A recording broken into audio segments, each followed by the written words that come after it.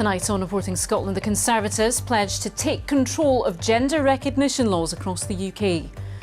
The SNP says that's a threat to devolution. We'll have reaction from across the political spectrum. Also on tonight's programme, college students face even more disruption after an escalation in the long-running lecturers' strike. Hello, I'm Laura Miller. Welcome to Monday's programme.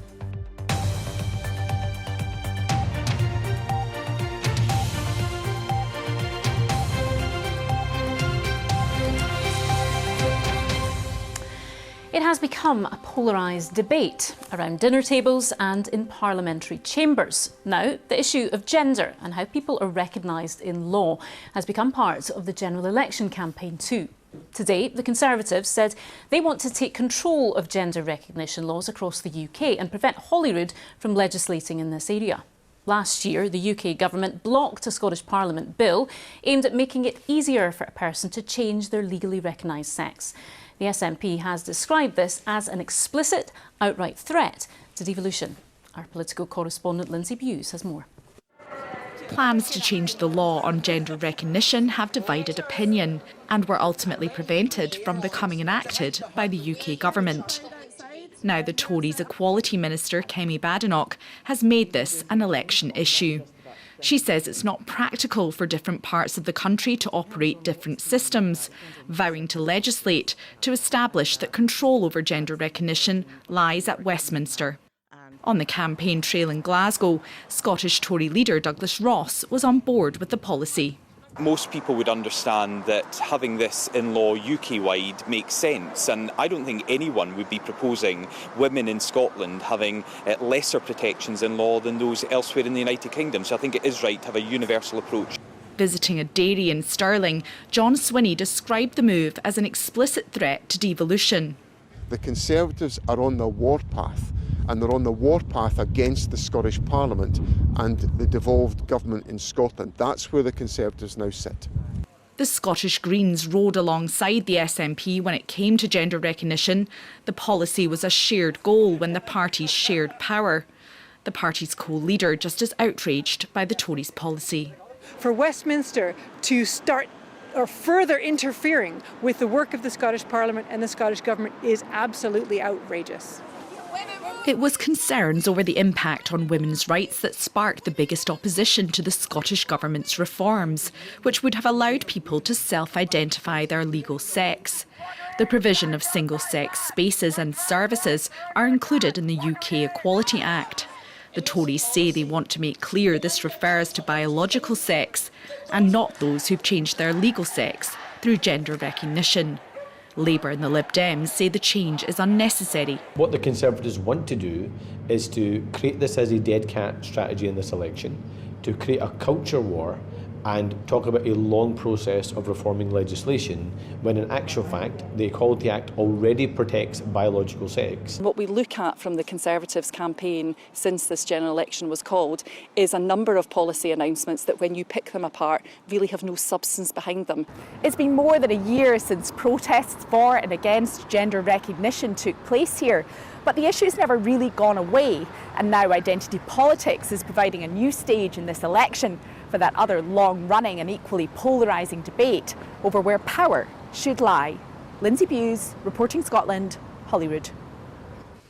Well, lots going on the campaign trail today, and we'll be hearing a lot more about those issues in the first televised debate tonight. Our political correspondent David Wallace-Lockhart is here to talk about it. David, first one, what can we expect? So this is a party debate on STV tonight. We'll get the four main party leaders. By main parties here, I mean in terms of representation at Westminster. None of them actually personally running to be MPs at this election, which is quite an interesting quirk, but it will be John Swinney for the SNP, Douglas Ross for the Conservatives, Anas Sarwar from Scottish Labour and Alex Cole-Hamilton for the Lib Dems. The party many feel is missing there are the Greens, who have not been invited to take part. They're furious about that. They've labelled that decision outrageous. STV are saying they're comfortable that the decision they've made meet the guidelines. The Greens' argument is they're influential in Scottish politics. Until very recently, they were in government. They could prove quite pivotal in terms of taking votes that in tight seats could ultimately decide who wins that seat. And they're contesting more seats at this Westminster election than ever before at Westminster election. I suppose the counter-argument here is that it doesn't look like at this point that they're standing in every Scottish seat, and it probably would take quite a big electoral earthquake to see them even returning one MP, but not happy to not be involved in tonight's debate. But the Greens are going to be in BBC Scotland's debate. That's right. So we're going to have a debate night special, which will be coming up next week. 5 party leaders facing a studio audience. That's the 4 taking part tonight. Plus, we'll get one of the co-leaders of the Scottish Greens in there as well. This is the start of the season almost for political debates. Quite a lot of UK-wide ones happening. On Friday, we'll get figures from the UK's 7 largest political parties taking part in a debate. We'll have a question time special in York with the UK's 4 main party leaders. And on the 26th of June, the BBC is going to have head-to-head Rishi Sunak, Keir Starmer, the 2 people vying to be Prime Minister. ITV also have that same head-to-head, which will be taking place tomorrow, which of course will be one to watch. Yeah, indeed, we are going to be watching an awful lot of TV over the next few weeks, aren't we? Thanks, David. Well, as David mentioned, next Tuesday, that's the 11th of June, debate night, we'll be hosting an Election 2024 Scotland Leaders special in Glasgow, hosted by Stephen Jardine. It'll feature the leaders of 5 Scottish parties, if you want to go along and put questions to the party leaders. Full details on how to apply are on bbc.co.uk/debate night. That is debate night, Scotland Leaders special, next Tuesday at 8 p.m. on BBC One Scotland. Now to some of the day's other stories. And a 55-year-old man from Edinburgh has been charged with 89 offences, including attempted fraud, extortion and harassment of tenants. Mark Fortune made no plea during an appearance at Edinburgh Sheriff Court on the 28th of May. The charges facing Mr Fortune include 35 counts of fraud, 2 counts of extortion and 36 charges under legislation that deals with offences relating to eviction and harassment. Mr Fortune was released on bail and will appear in court at a later date. Police are appealing for information following a 1-vehicle crash yesterday in East Kilbride. A black Vauxhall Astra hit a tree on Crookshields Highway just before 9 o'clock in the morning. An 18-year-old driver and 4 teenage passengers are in a serious condition in hospital.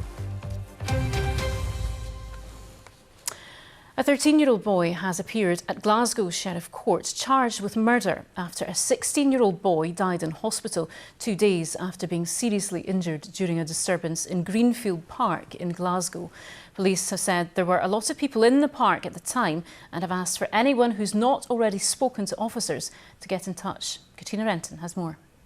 16-year-old Corey McCrimmon was seriously injured following an incident on Friday evening.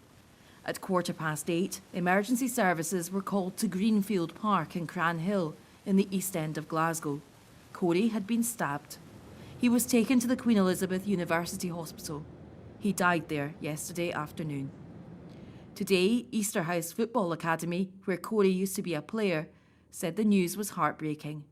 In a statement, they said, "In days like today, when we lose a young person in a senseless incident, just is unthinkable. And it's hard for Corey's coaches and teammates, so we can't imagine what Corey's family are going through.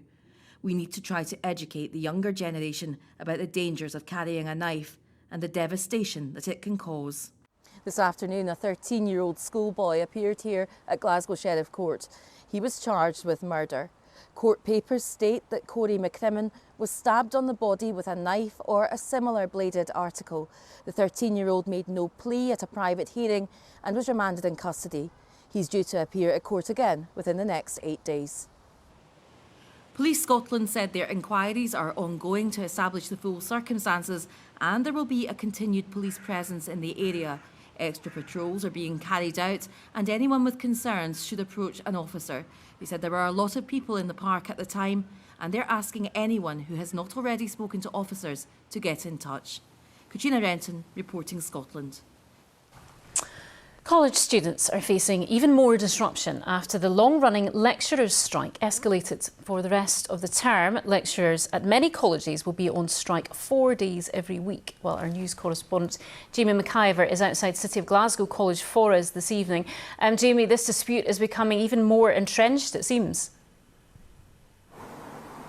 Well, indeed, Laura, lecturers in the EIS Further Education Lecturers Association have been on strike regularly since March, but today came a significant escalation. For the next 4 weeks, lecturers at most colleges across Scotland will be on strike for 4 days out of every 5. The impact will vary from course to course and college to college, but it's bound to be a particular concern for those students who have assessments which are carried out by lecturers. Now, the strike is over the pay rise lecturers should have got back in 2022. Colleges are offering a 3-year deal worth £5,000, but the EIS has got two concerns. It argues that other public sector workers have been getting better deals, and it's also worried about how colleges will pay for that pay rise. Would it lead to cuts in jobs or courses or services? Saying, Jamie. Well, certainly colleges would argue that the union should put that pay offer to its members. It notes that a similar offer was accepted last week by the union which represents other college staff such as catering staff, administrative staff and librarians.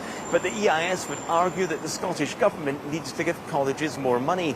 The Scottish Government, though, has made it clear that it won't give colleges more money just to improve the pay offer. But here's an indication of just how seriously the EIS is now taking this dispute. It's put £5 million into the hardship fund for striking lecturers. It's in this for the long haul, it says. OK, Jamie at the City of Glasgow College, thank you. Over the course of the general election campaign, we will hear from politicians, that's a given, but we'll also be going all over Scotland to hear from communities about what matters to you without a single politician in sight. Tonight we start with Orkney and Shetland. Our reporter Rob Flett has more. The race is on. Orkney and Shetland enjoy a fierce but friendly rivalry.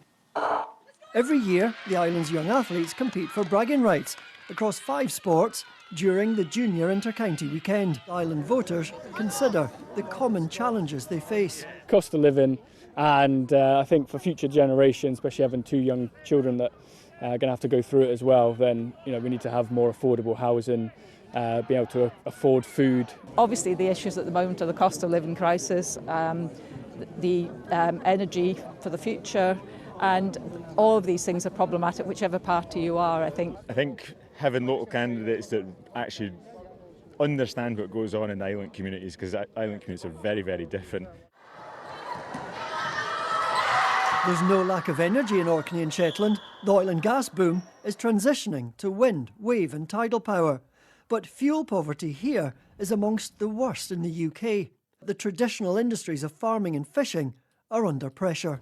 Agriculture plays a big role in Orkney's economy, and at the moment we don't have any certainty for any kind of support going forward. A lot of our votes seem like they don't really count, so definitely a big issue for me would be introducing a more proportional system. The 6 candidates running to represent Orkney and Shetland will have to find support in both island communities to cross the finishing line in first place.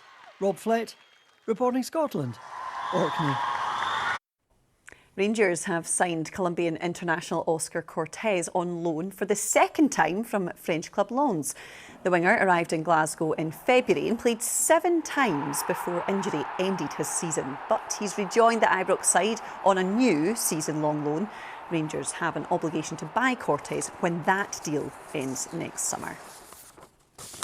Turning our attention to athletics then, and Laura Muir says she is very excited about her form with just over 2 months to go until the Olympics after a successful meet for Scottish runners at the Diamond League in Stockholm. Muir, who has struggled for fitness and form of late, burst clear in the closing stages to win the 1500 metres in 3 minutes, 57 seconds. She's hoping to peak in Paris in August, as is Muir's fellow Scot. Gemma Reekie, the 26-year-old, controlled the 800-metre race and won with relative ease in a time of 1 minute and 57 seconds. So yes, Laura Muir, Gemma Reekie and then Bob McIntyre.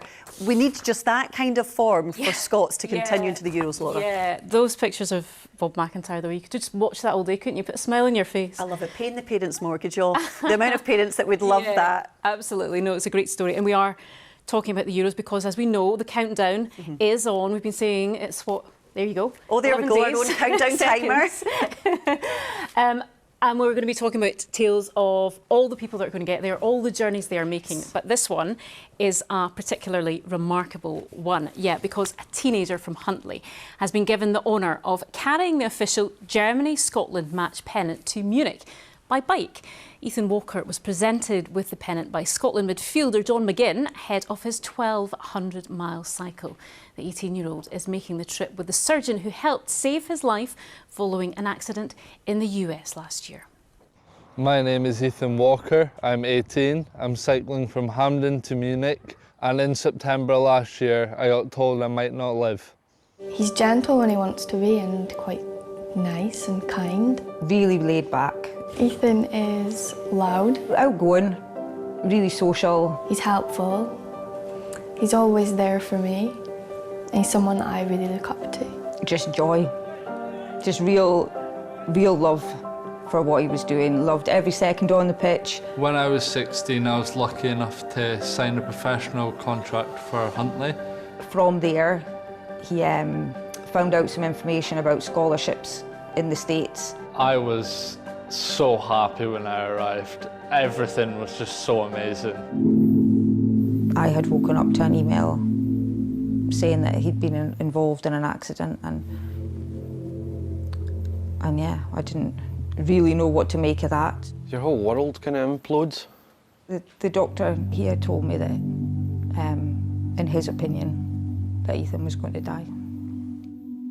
So the injuries I had was 2 brain bleeds, dysphagia, which means you can't swallow or eat, fractured right scapula, fractured left hand, lacerated lung, fractured pelvis, fractured tibia, torn ACL, PCL, MSL, LCL, ALL, posterolateral corner shattered, meniscus was flipped.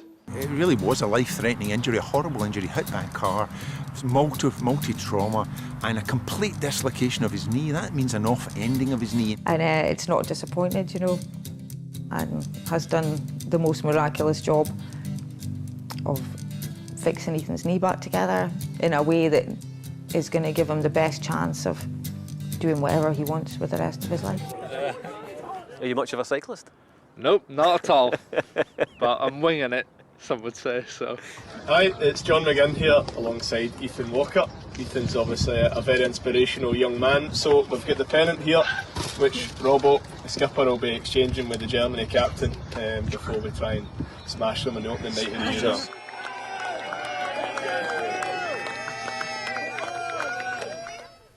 What a story, and hopefully we will catch up with him out in Germany. Just a quick update on that final score in Portugal. It finished 2-0 to Scotland against Gibraltar in their pre-Euros friendly. OK, let's go over to Laura now to find out what's happening on the BBC Scotland channel at 9 o'clock. Tonight, as tributes continue for rugby league star and MND campaigner Rob Burrow, we hear from MND Scotland about the latest research into the disease. We'll also have analysis of Scotland's Euros warm-up against Gibraltar, and on the week, Taylor Swift's Eras Tour arrives in Scotland. We'll be joined by the Glasgow University law student who wrote her dissertation about the singer's re-recorded albums and copyright law. We'll see you at 9. OK, let's take a look at the weather now. Judith is here. What a glorious sight that is. Isn't it? Burnt Island Beach. Gosh, I've spent a lot of time there as a kid. It's beautiful. I know, I know. Perfect for a swim. And it's been quite warm across eastern Scotland, 20, 21 degrees, but big difference coming our way. Judith. Yep, things are set to change. Not that we won't see some sunshine, but we certainly are going to see a change in the air mass, which is going to bring quite a different feel across the country. Now, my graphics seem to have disappeared, so I'll talk you through it. We have a weather front sinking south tonight. Behind that weather front, we're drawing in some very cold air, the source all the way up in Greenland, and it's a showery air mass as well that is going to stay with us for the entire week. But let's enjoy this evening. Plenty of sunshine to end the day on, then dry with clear spells overnight. But we will start to see that change with thicker cloud pushing in across northern and western Scotland and some outbreaks of rain pushing in as well as we head through the overnight period. Winds will start to pick up as well. Temperatures around about 8 to 10 Celsius. Into tomorrow, well, that rain gathers across the north and west, very quickly sinking south and eastward, clearing away fast. Behind it, brightening up quickly as well. So lots of sunshine coming through, but also a fair few showers. Lots of showers pushing in those brisk northwesterly winds, and it's that air mass that's going to bring the colder air. Frequent across the north and the Northern Isles, fewer in the east, but quite a drop in temperatures here, but still some sunny spells. It won't be too bad at all. And on that wind, the showers will push through fairly quickly. Again, fewer in the south, most frequent in the west and coolest in the west as well. And those showers could merge together for a time during the afternoon over the northwest Highlands. 10 Celsius for the Western Isles and that fresh, occasionally strong northwesterly wind. So more showers to come as we head through the evening. A gradual easing of them as we head through the overnight period. Some clear spells for the south and for the east. There'll be a cold night. Could be even cold enough for a touch of frost in the glens. But a bright start to Wednesday, and it will be a blustery start too. Frequent blustery showers. The wind pushing those showers right across the country as we head through the course of the day. Those temperatures still on the cool side as well. And as for the rest of the week, it's more of the same, usually really frequent showers, blustery wind, but still a lot of sunshine, but that cooler feel right across the country. That's your forecast. Thank you, Judith. Now, tonight's main news again.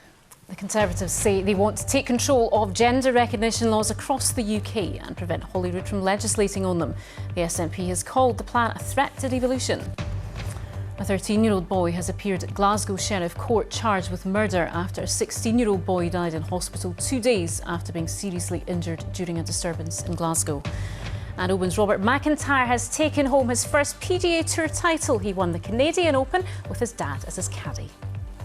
And that is Reporting Scotland. I'll have your late news at 10:30 tonight. Until then, enjoy your evening. Good night.